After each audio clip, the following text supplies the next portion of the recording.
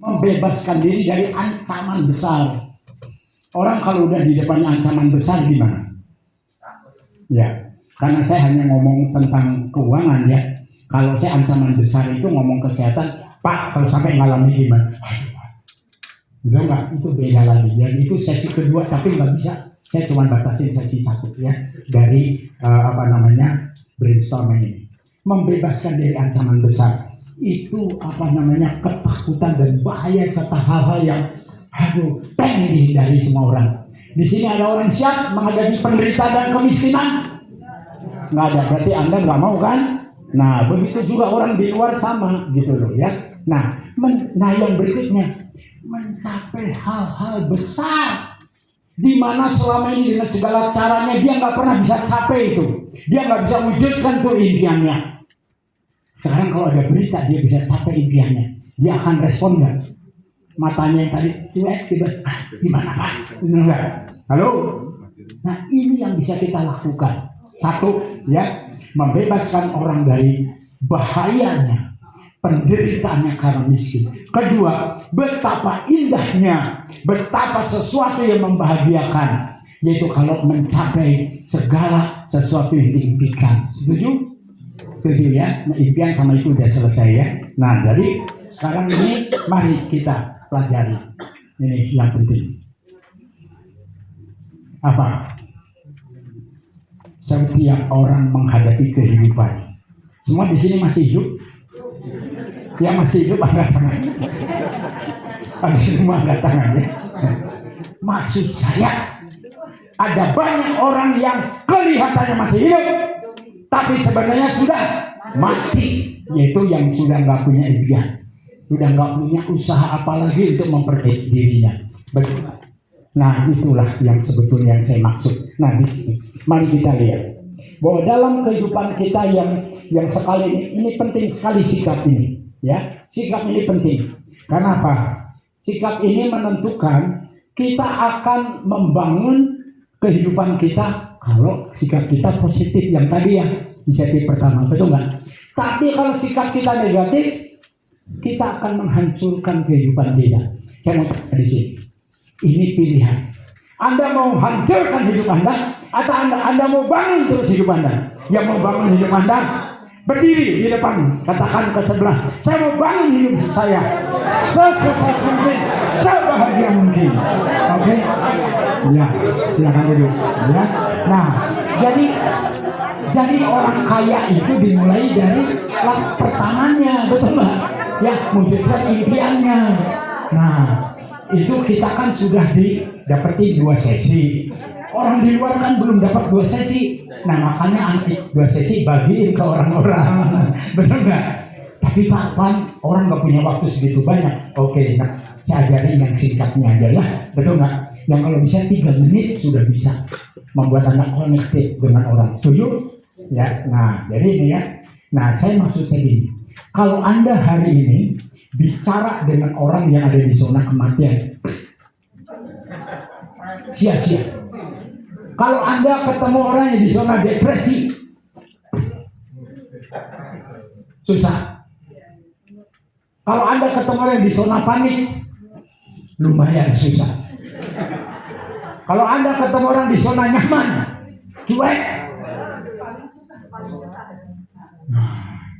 Jadi gimana nih marketnya yang banyak yang bisa itu? Tetapi kalau orang ada di zona ini, begitu dikasih tahu informasi ada bisnis yang luar biasa pertama di mana langsung dia-gilaan dari jalan bisnis ini.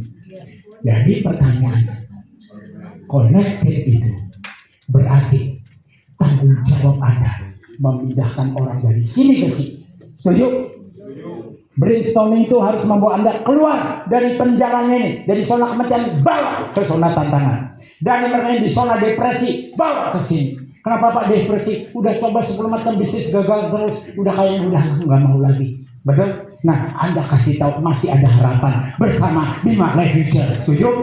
Ya. Nah, orang yang di zona paniknya ke sini. Pak, saya bulan depan Pak, tahun depan Pak, saya mau nyokalin anak, belum punya duit Pak. Nah itu ya, pindahin ke zona tantangan. Demikian juga di zona nyaman yang kata Anda susah tadi. Betul nggak? pindahin ke sini. Siapa setuju dengan saya? Oke, mau kita belajar sama-sama, tapi waktunya terbatas ya. Jadi saya cuma bilang ciri-cirinya, coba lihat ya. Kalau di zona nyaman, orang udah merasa puas dengan hidupnya, penghasilan UMR aja udah happy, betul nggak? Bisa joget-joget, betul nggak? Ya, apa tadi? Joget apa tuh tadi tuh? Ya nanti ada joget apa lagi ya? Ya, nah jadi orang ini cirinya apa? Udah kaku dan anti perubahan, nggak suka tantangan, produktivitas stabil. Oh, gua udah gaji 5 juta sebulan, udah mau ngapain lagi, betul nggak? Nah itu repot ya. Jadi bagaimana cara memindahkannya? Nah, zona panik di mana seorang udah sangat reaktif ya. Waduh, benar-benar ya bingung. Saya selalu, aduh gimana nih? Besok ini gimana? Nah, ini gimana mindahin? Ya, yang berikutnya zona depresi ya. Seorang dia berada keputusasaan, udah saya putus asa, udahlah, sebodoh lah. Mau saya nanti tinggal di emperan juga jadi gelandangan, ya sudahlah. Nah, itu gimana bisa memberi harapan kepada mereka? Ada kesempatan juga. Dan terakhir, di zona kematian. Orang yang sudah nggak memikirkan apa lagi. Ini tantangan buat kita. Siapa mau menaklukkan semua orang di zonanya, harus kita pindahkan ke zona tantangan. Anda orangnya siap mindahin orang ke zona tantangan? Baru bisa kita running well ya. Nah, oke.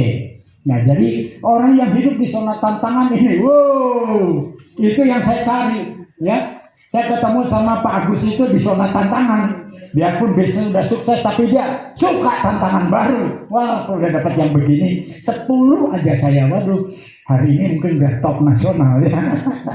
Ya, udah berarti 12 ribuan ya. Waduh, keren. Nah, jadi di sini setiap orang yang belajar merasakan tantang tuh harus mengembangkan diri demikian rupa untuk mencapai sukses puncak. Betul, saya sudah sukses, tapi belum puncak. Nah itu ya, kepuasan hidup tercapai karena prestasi dan penghargaan diperoleh, sekaligus membawa dia kepada kehidupan yang lebih baik. Saya bilang di tempat ini, jangan pernah ada yang coba-coba ya mendekati Liga Emas 10. Udah nggak? Agus bilang, gua tinggalin 15. Halo, paham? Ngerti? Tapi Anda kan nggak Liga Emas ya, nggak apa-apa. Nggak ngerasain enaknya dapat 3 juta ya, setiap nambah 30 pilih kanan. Coba, kenapa?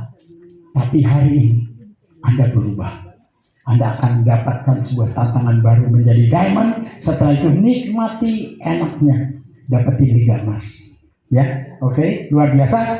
Nah, jadi teman-teman sekalian, kalau Anda bisa langsung dapat orang seperti ini, wow, itu namanya dapat durian runtuh, ya, yang udah siap. Nah, ini ruang kehidupan yang seorang secara proaktif memperbaiki diri terus-menerus karena ingin terus lebih sukses lagi, ya. Selalu siap menghadapi perubahan dan sangat menyukai tantangan. Kalau tantangan yang sudah ditaklukkan, dia cari tantangan yang baru, betul? Kok bisa cari yang begini? Dapat 4 aja, beres itu duplikasi 4. Ya, oke. Nah, produktifnya terus bertumbuh. Ya, nah, coba kita baca sama-sama yang di bawah. Ya, oke. Bisa ke bawah, baca ya. 1, 2, 3. Hanya mereka yang hidup di zona tantangan yang akan bekerja dengan mengerahkan seluruh potensi dan pengalaman hidup mencapai kemaksimalan dalam kehidupan yang hanya satu kali ini. Saya mau tanya hari ini, siapa Anda? Di mana Anda hidup? Anda di zona nyaman, zona depresi, zona kepanikan, atau Anda di zona kematian? Atau siapa yang mengatakan saya tidak mau hidup di zona lain selain di zona tantangan?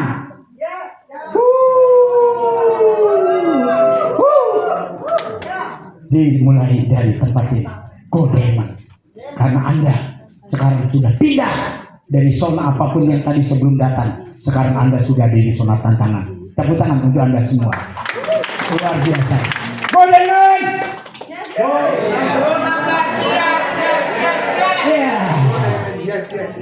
Ya, oke.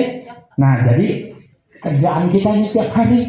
Saya kasihan sama orang-orang di zona-zona itu. Jadi saya selalu berusaha untuk pindahin mereka ke zona tantangan satu demi satu. Ya. Nah, jadi Nah ini coba ya, yang tadi di 4 zona itu, ya ini orangnya kebanyakan udah pasrah, ya sama apa kondisi apapun ya udahlah jalanin aja, memang udah nasib saya begini, ya.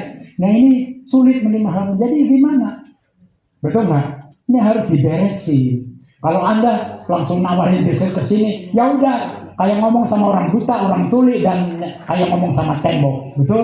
Ngerti sekarang? Paham? Paham. Oke, ya. Nah, jadi sekarang ini ya, ini 95%. Manusia itu sedang memenjarakan kehidupannya. Sudah nggak mau lagi hal-hal yang baru, nggak mau ada terobosan, nggak peduli itu bisnis bagus atau bagus sekalipun dia nggak peduli lagi ya. Nah, jadi tapi mereka itu sebetulnya punya masalah. Jadi kalau orang punya masalah itu sebetulnya sangat membutuhkan apa? Solusi, memberikan way out, betul nggak? Membutuhkan apa? Jawaban, membutuhkan apa? Terobosan, betul nggak? Nah, hari ini itulah yang harus kita tawarkan. Setuju? Setuju? Jadi jangan melihat bisnis ini cuman hebat produknya, tapi ini kita tuh memberikan solusi. Orang yang sudah terkapar ya seperti Ko Aliong yang sudah semua saya bilang wah itu cinnya udah mau habis, betul nggak? Udah nggak ada harapan lagi. Tapi datanglah seorang Susi ya, Diamond Susi datang kepada dia. Masih ada harapan Ko Aliong, betul nggak? Lalu konsumsi seminggu sehat kembali, betul ya? Oh, dan sekarang menjalani bisnis gila-gilaan gitu Ko Aliong. Karena semua teman heran, itu si Ko Aliong udah mau mati, sekarang jadi seger begini. Gimana caranya? Nah itu kalau udah nanya begitu kan udah langsung bypass, benar nggak? Udah enak itu, ya kan? Nah, jadi teman-teman ya kita melihat di sini ya. Jadi kita harus tawarkan itu 4 hal tadi. Ya, apakah yang diperlukan dalam melakukan hal baru? 5 langkah. Anda kasih contoh, Anda kasih teladan. Ini yang hilang di dunia sekarang. Jarang orang bisa jadi teladan. Banyak orang tanya saya, yang uang income udah berapa? Saya bilang saya di Bima tidak cari uang. Tidak, saya nggak peduli berapa. Tapi yang jelas semua kebutuhan saya tercukupi bahkan berlebih. Itu udah penting. Halo? Halo? Benar nggak? Karena fokus saya mengembangkan orang-orang. Itu yang lebih penting buat saya. Betul nggak? Nanti uang datang sendiri. Halo? Bayangin kalau saya sudah punya 10.000 member, sejelek-jeleknya income saya sudah sangat-sangat bagus, betul nggak? Halo? Ya udah jangan ngomong 16 miliar lagi nanti. Ya kan? Nah yang kedua membimbing. Jangan orang sudah jadi udah oke, beli 1 HU, dadah thank you, nggak pernah dibantu dia gimana caranya supaya dia dapetin 4 orang juga. Duplikasi 4 nggak jalan, ya udah.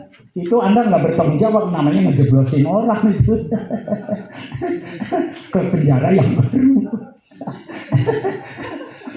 Yang ngerti ketawa ya.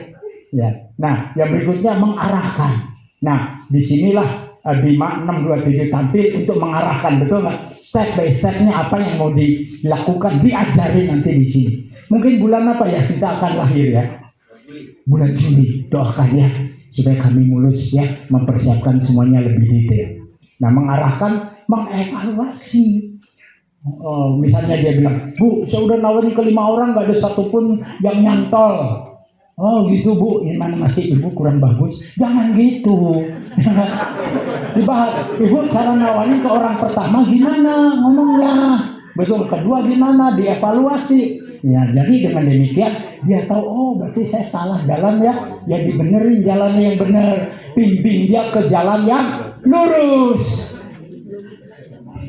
Ibu ketawa. Ya, nah jadi kelima, akhirnya menjalankan sesuai kesepakatan itu artinya apa? Ada komitmen di antara leader dengan dia. Nah, demikian juga saya dengan calon klien, saya harus punya titik kesepakatan. Nah ini penting ya. Jadi caranya gimana Pak? Brainstorming. Jawabannya brainstorming cuma 1. Ajukan pertanyaan. Jangan ngomong. Jangan, wah ini bagus begini, orang yang kayak kalau yang mau mati aja sembuh dan sebagainya. Lalu dia bilang apa urusan sama gua? Emang gua mau mati? Nggak nyambung. Jelas ajuin pertanyaan. Pertanyaan apa? Kalau sekarang saya ngomong duit ya, nanti pertanyaan kesehatan ada lagi sesi kedua ya. Jadi menurut pendapat Anda seberapa penting memiliki penghasilan seumur hidup kita? Menurut Ibu penting nggak punya penghasilan seumur hidup? Kalau cuma cukup sampai umur 70 gimana Bu? Nggak mau. Terus apa Ibu melakukan? Nah ini ya, karena udah jadi orang Bima udah bertobat dia ya. Ya orang di luar sana tanya begini bingung, masih Bapak apa? Jelasin. Ya nanti ada terakhir ya, saya kasih jawaban dan karena di materi sudah ada saya tenang. Ya. Nah jadi yang kedua, menurut pendapat Anda apa yang terjadi bila gagal memiliki penghasilan seumur hidup? Ya. Ya, di sini ada seorang ahli keuangan nih, Pak Bunkong. Pak Bunkong, apabila seseorang gagal memenuhi kebutuhan hidupnya sendiri, apa yang terjadi, Pak? Pasti dia ingin berusaha. Nah, jadi ini tujuannya supaya dia tahu dia nggak bisa diam, dia harus berusaha kan gitu. Ya, oke, jelas ya. Nah, pertanyaan ketiga, apakah Anda yakin bahwa kepastian penghasilan seumur hidup telah tersedia? Kayak Ibu nih ya, Ibu kan punya simpenan banyak. Apa yakin Bu itu cukup untuk seumur hidup Ibu? Enggak. Jadi Ibu mau diam aja atau gimana Bu? Apa yang Ibu inginkan? Ikut ini, betul nggak? Nah, jadi berarti brainstorming udah jalan tuh sama Ibu ya. Nah, jadi ini yang harus kita tanyakan, oke? Ya. Nah, seberapa besar dana yang Anda telah siapkan untuk memenuhi kebutuhan hidup seumur hidup Anda? Saya tanya sama Ibu. Ibu punya simpanan ada 1 M Bu? Nggak tahu, takut dipinjem nih katanya. Jadi janganlah tanyain seperti itu. Ya, pasti orang nggak akan jawab. Ya, Ibu udah punya duit berapa simpenan? Jangan pernah nanya, nggak akan dijawab.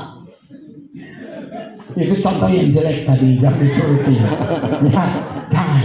Ya, itu dilarang. Nah, kalau saya tanya seberapa besar dana yang Anda telah siapkan untuk memenuhi hidup seumur hidup Anda, belum tentu dijawab. Tapi dari matanya kita bisa tahu cukup nggak cukupnya. Kayak Ibu ini udah ada matanya. Ini aja udah tahu saya nggak cukup tuh.